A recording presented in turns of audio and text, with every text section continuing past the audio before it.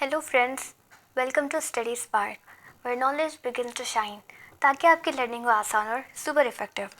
तो आज के इस लेक्चर वीडियो में हम देखने वाले हैं हमारे यूनिट सेकेंड की crop science paper first unit second की थर्ड क्रॉप, एंड उसके बाद हम फोर्थ क्रॉप को भी इसमें कंप्लीट करने की कोशिश करेंगे। सो हमारी third crop and fourth crop दोनों क्रॉप 2 मार्क्स कैरी करती है। ओके, एंड इसका मतलब ये नहीं कि ये 2 मार्क कैरी कर रही है तो आप इसे स्किप कर देंगे, ज़्यादा वेटेज वाली क्रॉप नहीं है, आप इसे स्किप बिल्कुल ना करें। मैं आपको बस कुछ इंपॉर्टेंट पॉइंट्स बताऊंगी। फॉर एग्ज़ाम्पल, जैसे कि इसमें for example fill in the blanks में इसमें क्वेश्चन आ सकता है या फिर टेबल में क्वेश्चन आ सकता है। 1 और 2 मार्क के लिए जो क्वेश्चन आ सकते हैं, मैक्सिमम पॉसिबल जो क्वेश्चन इस पर बन सकते हैं, वो इंपॉर्टेंट पॉइंट में टॉपिक्स आपको बता दूंगी। बस आप वो इंपॉर्टेंट टॉपिक्स अच्छे से मेमोराइज कर लें। So third and fourth crop with in few minutes आपकी कंप्लीट हो जाएंगी।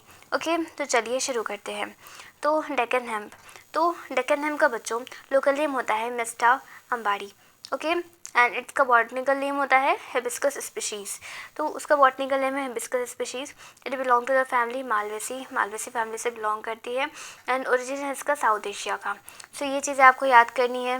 ओके, उसके बाद वैराइटीज़, तो वैराइटीज़ में आता है HC582 and HC583।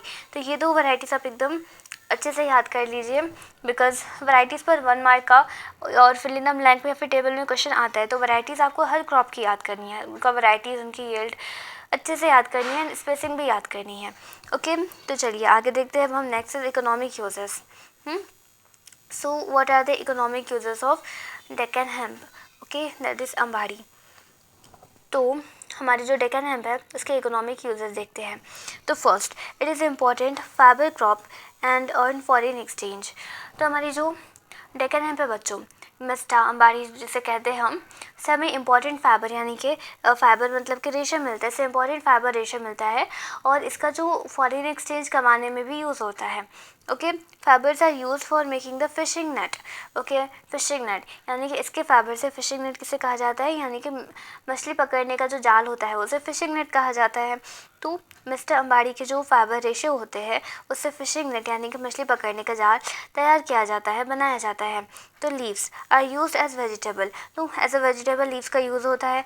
Oil is use for various purpose. Okay, oil है तो बहुत सारे पर्पज़ के लिए यूज़ होता है, जैसे कि इसके बीज से हमें ऑयल मिलता है, तो डिफरेंट पर्पसेस के लिए यूज़ होता है। Oil cake is feed to the cattle, and mesta ambadi का जो ऑयल केक होता है ये कैटल मतलब कि गाय बैल एक्सेट्रा को फीड में यूज़ होता है, उन्हें दिया जाता है। ओके, एंड इकोलॉजी आप देख लीजिए। उसके बाद हम देखते हैं, हाँ, इम्पॉर्टेंट चीज़ यहाँ पर है sowing season, sowing time, sowing method and seed rate, इसका अगेन वेरी इंपॉर्टेंट। ओके, याद कर लीजिए। तो सोइंग सीजन है बच्चों इसका kharif season, and sowing time होता है जून जुलाई का टाइम, जो सोइंग टाइम होता है। सोइंग मेथड में आता है ब्रॉडकास्टिंग एंड ड्रिलिंग। इसके 2 सोइंग मेथड होते हैं, एक होता है ब्रॉडकास्टिंग एंड दूसरा होता है ड्रिलिंग। एंड सीड रेट, तो seed rate is very important, आपको इसका सीड रेट अच्छे से याद करना होगा। इट इज़ वेरी इंपॉर्टेंट, 30 से 35 kg per hectare. Fill in the blank से क्वेश्चन आ सकता है। Okay, so seed rate is important. तो सीड रेट कितना होता है बच्चों इसका, 30 से 35 kg पर हेक्टर का उसका सीड रेट होता है। ओके, स्पेसिंग 25 × 15 सेंटीमीटर पर फाइबर पर्पज़ के लिए स्पेसिंग होती है, एंड 75 × 30 सेंटीमीटर पर सीड पर्पज़ के लिए स्पेसिंग होती है। ओके, सो नेक्स्ट हम देखते हैं बच्चों, यहाँ पर जो डिसीज़ दी हुई है सेमीलूपर, इसमें से hairy caterpillar is important and stem borer is important. ये 2 आप देख लीजिए। मतलब बस इनका nature of damage and corrective measure. Nature of damage तो अगर आप पढ़ेंगे तो आपको इजीली समझ में आ जाएगा, एंड करेक्टिव मेजर बस एक बार याद कर ली। ओके, एंड उसके बाद हम देखते हैं हार्वेस्टिंग एंड यील्ड। तो हार्वेस्टिंग एंड यील्ड भी इंपॉर्टेंट है बच्चों, इस पर 2 मार्क के लिए क्वेश्चन आ सकता है हार्वेस्टिंग एंड यील्ड लिखने के लिए। Okay, so harvesting and yield, तो for fibre purpose crop is harvested after 5 to 6 months of sowing at the flowering stage. Okay, यानी फाइबर के लिए हार्वेस्टिंग, तो क्या कर रहे हो, फाइबर के लिए हार्वेस्टिंग में क्या कहा गया है कि harvesting after 5 to 6 month of sowing at the flowering stage, यानी कि बीज बोने के 5 से 6 महीने के बाद फ्लावरिंग स्टेज पर क्रॉप की हार्वेस्टिंग की जाती है। कब की जाती है? फ्लावरिंग स्टेज पर क्रॉप की हार्वेस्टिंग की जाती है। Harvesting is done by cutting the plant close to the ground with the help of the sickle. Plant को ज़मीन के बिल्कुल पास से सिकल यानी कि दरांती से काटा जाता है। Plants are tied into bundles and dried in the sun for 5 to 6 days and taken for retting. तो अपने जो कटे हुए प्लांट्स हैं उनको बंडल या फिर गठरी बनाकर क्या किया जाता है, उसे बांध दिया जाता है। बांध कर उसे 5 से 6 दिन धूप में तो सुखाने के लिए रख दिया जाता है। फिर जब वो सूख जाते हैं फिर उन्हें रेटिंग के लिए ले जाते हैं। ओके, एंड उसके बाद देखिए बच्चों, average yield. So average yield is again important. Average yield, तो यील्ड ऑफ फाइबर की बात करें तो 10 से 11 क्विंटल की हमारी फाइबर की यील्ड होती है। एंड सीड की बात करें तो 6 to 8 क्विंटल्स पर हेक्टर के हमें सीड की यील्ड मिल जाती है। तो next is rating and extraction. Okay, ये सबसे इंपॉर्टेंट प्रोसेस है जिससे प्लांट से हमें फाइबर रेशा निकाला जाता है, उसे हम रेटिंग एंड एक्सट्रैक्शन बोलते हैं। Very important process. इस पर 2 मार्क के लिए आपको क्वेश्चन लिख सकता है कि मिल सकता है कि right the retting and extraction, Deccan hemp की रेटिंग एक्सट्रैक्शन लिखे, ऐसा कुछ। Okay, so harvesting plants are tied into bundle and kept in water for 10 to 20 days। तो हार्वेस्ट किए हुए प्लांट जो है बंडल में बांधकर पानी में 10 से 20 दिन के लिए रखा जाता है। Okay, and the completely rotted plant is taken out from the water when bark has become soft and separate easily। so क्या कहा गया है कि पानी में रहने के बाद प्लांट के जो बार्क यानी कि क्या become soft and separate easily, यानी कि पानी में रखने के बाद प्लांट की जो बार्क या फिर छाल हो जाती है, पानी में रखने की वजह से वो सॉफ्ट हो जाती है और उसे आसानी से अलग होने लगती है। तो इस वजह से उसे क्या जाता है, 10 से 20 दिनों से पानी में क्यों रखा जाता है? उसकी वजह से क्या होता है, उसकी जो बार्क होती है यानी कि छाल होती है वो सॉफ्ट होकर उससे अलग हो जाती है। ओके, तो plants are taken out from the water and fibres are removed by hand. फिर प्लांट को पानी से बाहर निकाल कर फाइबर जो होता है उसे हाथ से सेपरेट किया जाता है। Okay, the extracted fibre are washed in clean water and dried in sun for 2 to 3 days by hanging. फिर क्या कहा गया है कि निकाले हुए फाइबर जो होते हैं उन्हें साफ़ पानी से तो वॉश किया जाता है, धोया जाता है एंड फिर 2 से 3 दिन धूप में सुखाते हैं। ओके, उसके बाद हम देखते हैं बच्चों। तो देखिए हमारी 5 मिनट के अंदर ये हमारी जो फर्स्ट क्रॉप थी डेकन हेम्प, हमने वो कंप्लीट कर ली है। अब हम देखते हैं next crop that is sun hemp. Okay, ये भी 2 मार्क कैरी करती है बच्चों, इसे भी जल्दी से फिनिश करने की कोशिश करते हैं। तो चलिए, तो लोकल नेम, तो सन हेम्प का लोकल नेम है बारू। ओके, एंड इसका बॉटनिकल नेम होता है क्रोटोलैरिया जुनसिया। ओके, इसका बॉटनिकल नेम होता है Crotalaria juncea and it belong to the family Leguminosae. तो सन हेम्प जो है बच्चों वो लेगुमिनेसी फैमिली से बिलोंग करता है। एंड वैराइटीज़ इंपॉर्टेंट, कोई 2 वैराइटीज़ आप याद कर ले। ओके, तो M18 and K12। Economic uses. Okay, economic uses again very important. अब इकोनॉमिक यूजेस पे बच्चों 2 मार्क के लिए क्वेश्चन आ सकता है। ओके, सो इकोनॉमिक यूजेस, तो sun hemp is grown as fibre and green manuring crop.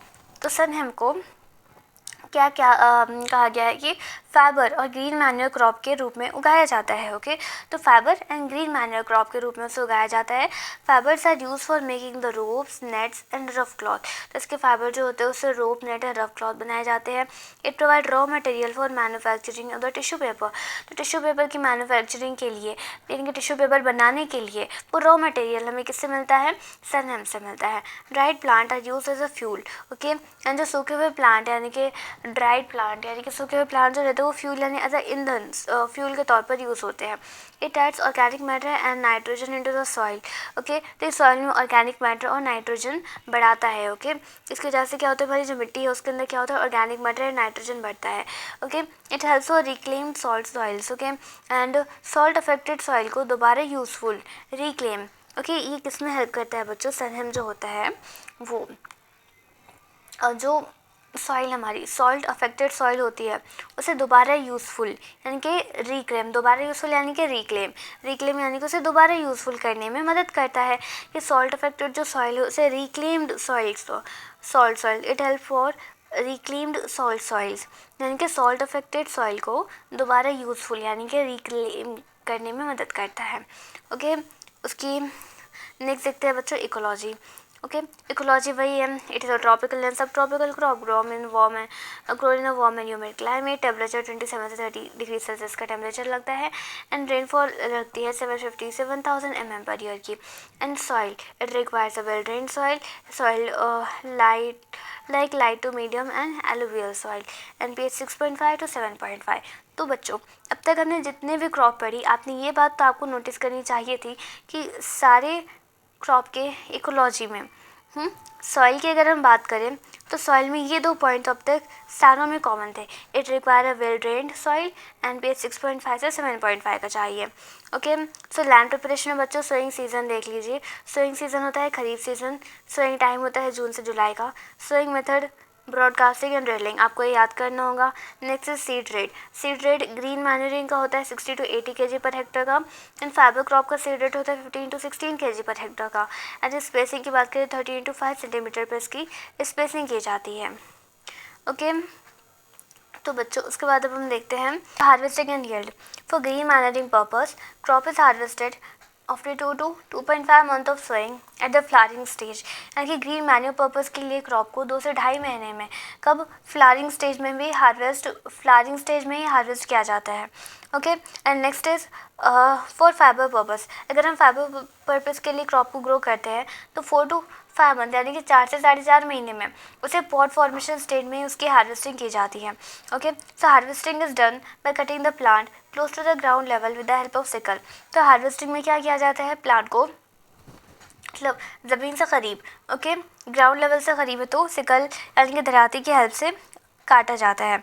Okay, harvested plant are tied into bundles and kept in field for 4 to 5 days for drying. अब जो हमारे harvest किए हुए plant हैं उन्हें गट्ठर बनाकर, बंडल यानी कि गट्ठर बनाकर 4 से 5 दिन सूखने के लिए फील्ड में वैसे ही छोड़ दिया जाता है।